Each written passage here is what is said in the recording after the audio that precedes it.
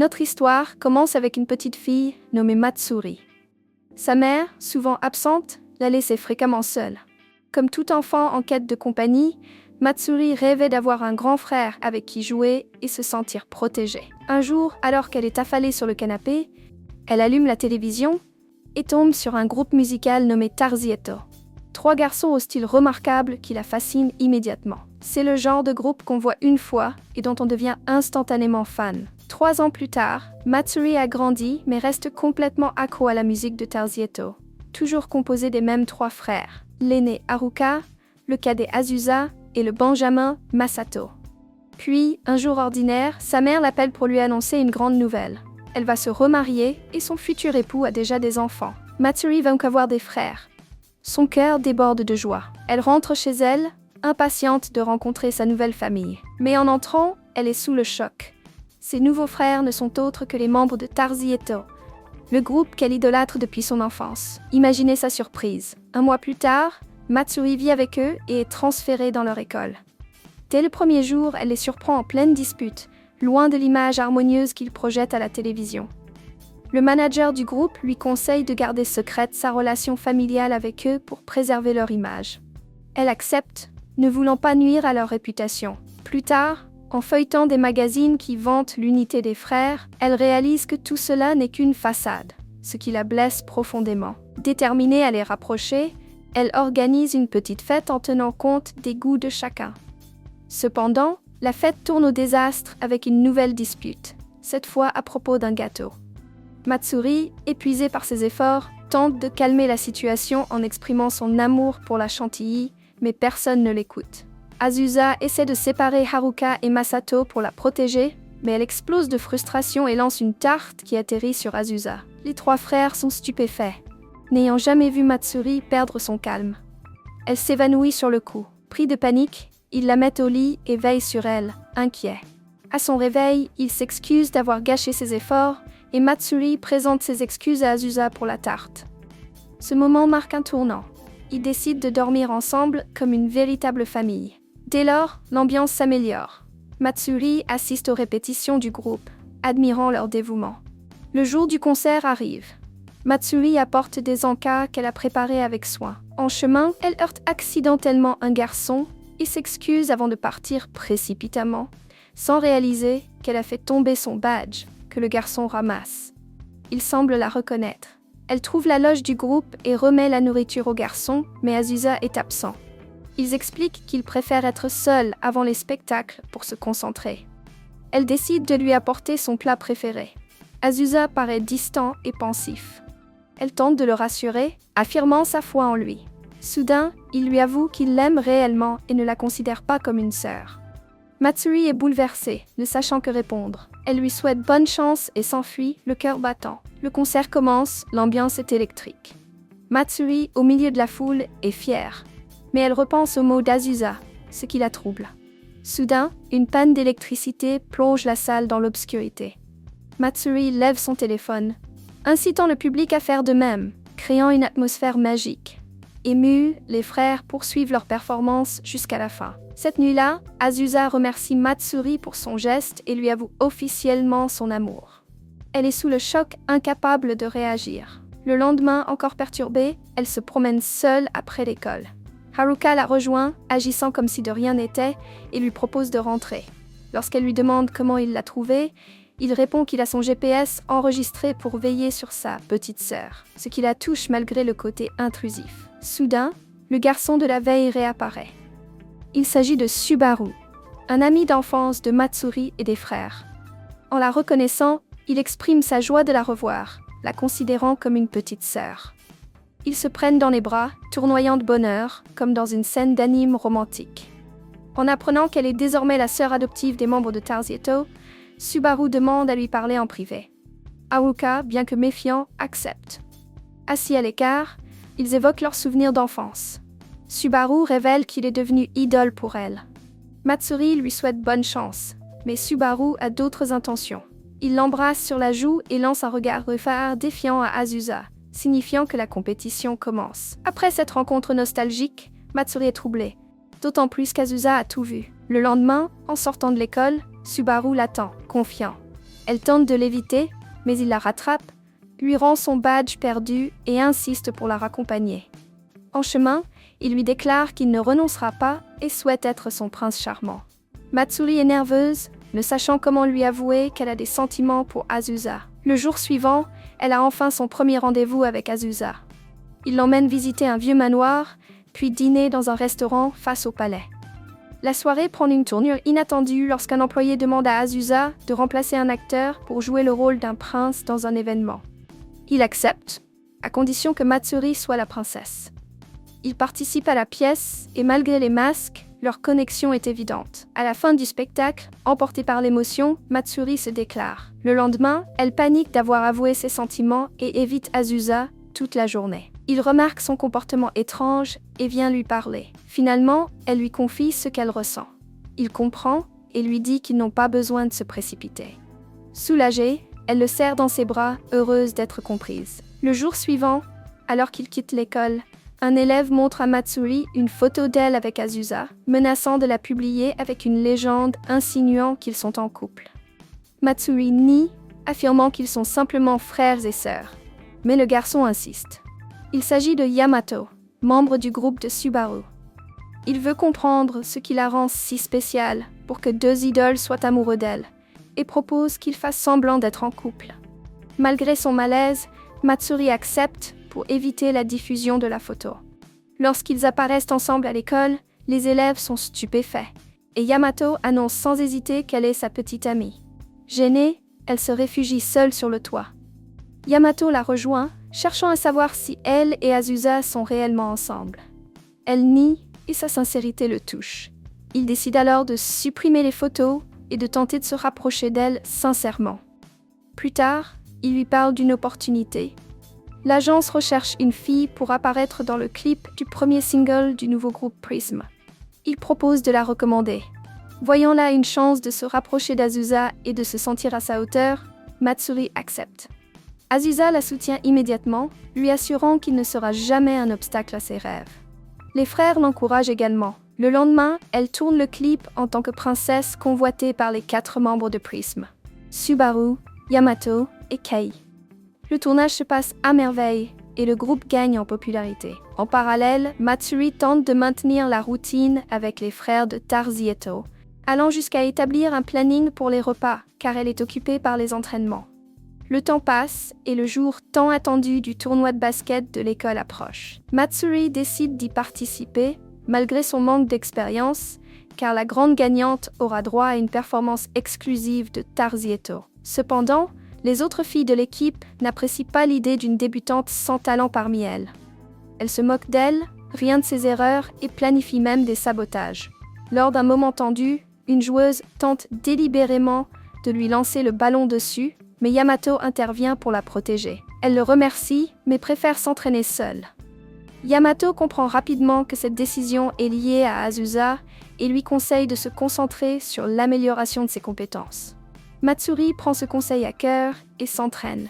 À l'intérieur du local de stockage, Matsuri panique. Elle frappe à la porte, crie, essaie de sortir. Au moment où elle est sur le point d'abandonner, elle remarque que Yamato est là aussi, endormi dans un coin. Il s'était caché là parce qu'il séchait les entraînements et voulait être seul. Elle court vers lui et lui demande un téléphone, mais le sien n'a plus de batterie. Matsuri craque. Après tant d'efforts, tout allait s'écrouler à cause de la jalousie des autres. Yamato tente de la calmer. À l'extérieur, la situation empire. L'équipe de Tarzieto apprend que le groupe Prism a remporté le vote et est arrivé en première place. Pour la première fois depuis des années, Tarzieto termine 2e. Les 3 frères sont dévastés. L'agence, sans attendre, décide d'annuler les projets de Tarzieto et envisage même de les remplacer par le groupe rival. Azusa entre dans une rage froide, refusant d'accepter la fin de son groupe. Pendant ce temps, une tempête éclate dehors. Il pleut, il tonne, et c'est à ce moment-là que Matsuri découvre que Yamato a une peur panique des orages. Malgré tout ce qui se passe, elle s'approche doucement et lui dit qu'elle restera avec lui jusqu'à ce que la tempête passe. Yamato, surpris par sa gentillesse, commence à se détendre. Ils partagent un moment sincère. Même séparés par une barrière de fortune qu'il a fabriquée, la connexion entre eux devient plus forte. Matsuri rit de ses petites paranoïas, il lui prête sa veste et peu à peu, ils se rapprochent. Un peu plus tard, les autres membres du groupe arrivent à la rescousse et les retrouvent enfin. Ils sortent du local et poussent un soupir de soulagement. Le lendemain, c'est le grand jour du tournoi. À la surprise générale, Matsuri se donne à fond et remporte le premier match avec brio. Bien sûr, Yamato l'observe, fier comme jamais. De son côté, Azusa commence à sentir la pression. Lui et Yamato finissent par se croiser et l'ambiance est tendue. Azusa affirme qu'il ne renoncera pas à Matsuri. Yamato lui répond qu'il ferait bien de se préparer à la perdre, tout comme il est en train de tout perdre autour de lui. La tension monte, mais il est temps pour Matsuri de jouer son deuxième match. Elle entre sur le terrain avec détermination, donne tout ce qu'elle a et gagne. Elle est sacrée meilleure joueuse de la journée, ce qui lui donne droit à un concert exclusif de Tarzieto rien que pour elle. Mais au moment où son nom est annoncé, elle n'est nulle part. À la place, ce sont Azusa et ses frères qui montent sur scène pour une performance surprise. Et cette idée venait de Matsuri elle-même. Elle a préféré partager sa récompense avec toute l'école, demandant aux garçons de faire un concert ouvert pour tous les élèves. Et c'est exactement ce qu'ils font. Ils chantent avec le cœur, dans une ambiance incroyable. Après ce moment magique, avec toute l'école chantant à l'unisson, tout semblait aller pour le mieux entre Matsuri et Azusa. Émue, elle le remercie pour ce magnifique cadeau. Mais au moment où elle s'apprête à lui parler, douche froide. Azusa lui annonce qu'il préfère qu'ils redeviennent simplement frères et sœurs. Matsuri est anéantie. Elle ne comprend pas, reste figée, incapable de répondre. La raison d'Azusa? Il veut se concentrer à 100% sur le groupe, redonner à Tarzieto la popularité d'antan et les remettre sur le devant de la scène. L'agence annonce une nouvelle compétition entre groupes. Le plus aimé par le public remportera une récompense prestigieuse. Azusa est déterminée à gagner. Le manager du groupe annonce alors que Tarzieto va partir en camp d'entraînement intensif et que Matsuri viendra aussi. À leur arrivée, ils découvrent que Prism participera également à ce camp. Les deux groupes rivaux sous le même toit. Les règles sont claires. Un seul groupe remportera la victoire. Il faudra faire preuve d'unité, de talent et de charisme pour séduire le public. Que le meilleur gagne. Les entraînements commencent.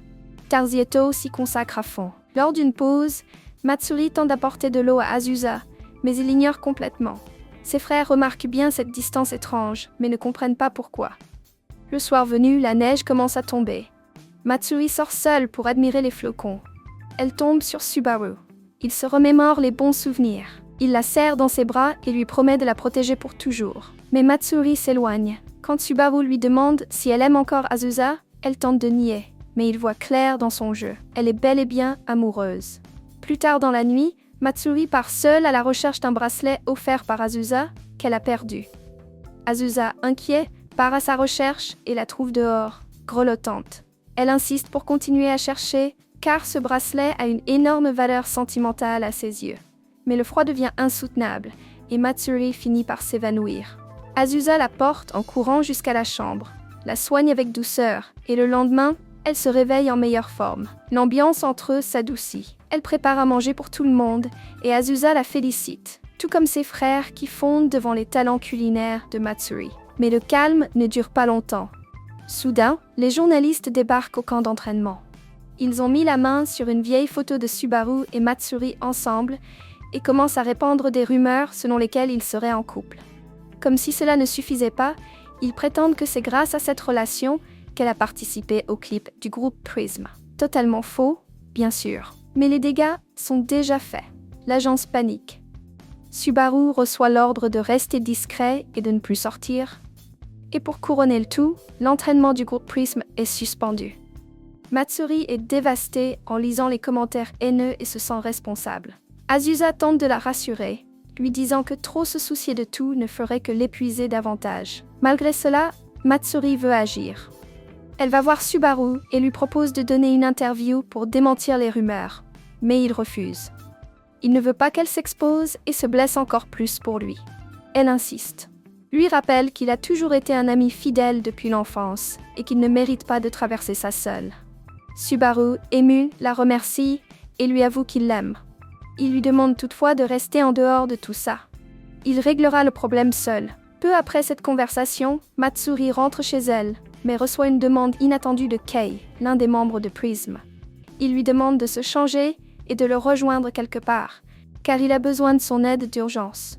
Intriguée, elle accepte. Lorsqu'elle arrive, elle découvre que Kei voulait l'emmener dans un bar où Yamato s'est isolé, séchant les entraînements. Il ne va clairement pas bien.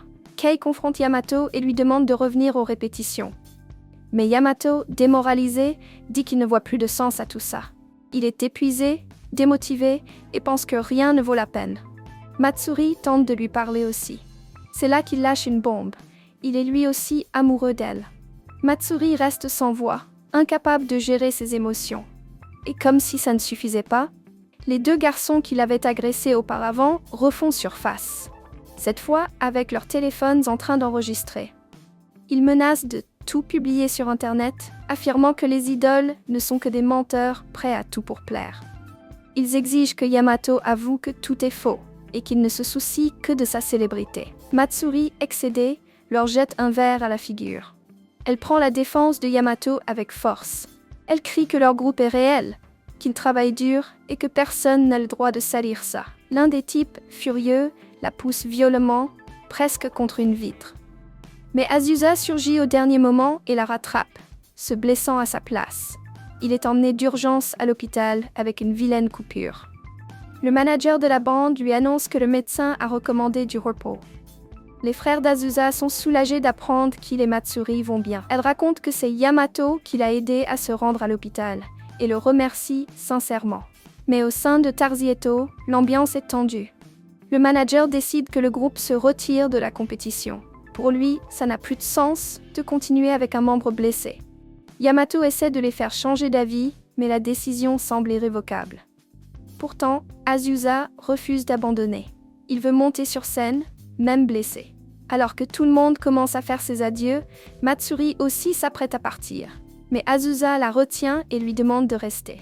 Elle refuse, persuadée d'être un fardeau, persuadée que c'est à cause d'elle qu'il s'est retrouvé à l'hôpital. Mais Azusa ouvre son cœur. Il lui dit que personne n'est parfait, que l'image qu'il donne n'est pas la réalité. Il a aussi ses faiblesses, ses douleurs, ses peurs, et que Matsuri n'est pas un problème, mais une partie de sa force. Il serre sa main et affirme qu'il montera sur scène pour prouver que la vraie place de Matsuri, c'est à ses côtés. Elle décide de rester et lui promet de le soutenir jusqu'au bout. Le grand concert approche et tout le monde est en stress. Tarzieto n'a pas encore l'autorisation officielle de se produire jusqu'à ce qu'un événement inattendu se produise. Les membres de Prism prennent les devants. Ils vont voir les organisateurs et demandent que Tarzieto ait le droit de monter sur scène. Ils veulent une vraie compétition sans victoire par défaut. Après de nombreuses discussions, la demande est acceptée. Enfin, les choses sont prêtes pour une vraie finale.